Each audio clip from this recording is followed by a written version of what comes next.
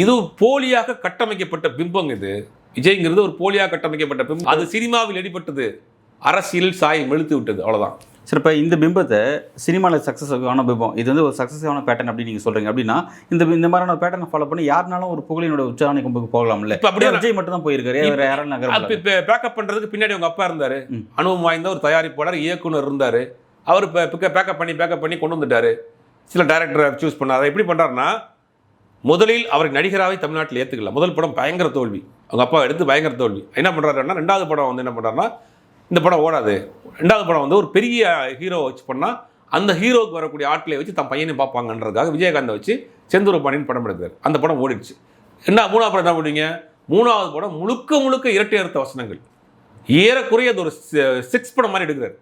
Russian, double meaning பாட்டு, double meaning scenes. ஏன்னா அதை பார்க்க ஒரு கூட்டம் வரும்ல, அப்போ தான் பையனை பார்ப்பான்ல, அப்போ ஒரு படம் எடுக்கிறார். தேவான ஒரு படம் எடுக்க, அந்த படம் அப்படி தான் பார்க்குறாரு. இப்படி போனவொடனே அப்படி அவருக்கு பிக்கப் ஆயிடுச்சு. இதை பார்க்க வந்த கூட்டம் ஏற்றுக்கிட்டான். தனுஷ் சொன்ன மாதிரி தான், பார்க்க பிடிக்கும்ன்ற மாதிரி பார்க்க பிடிச்சிச்சு.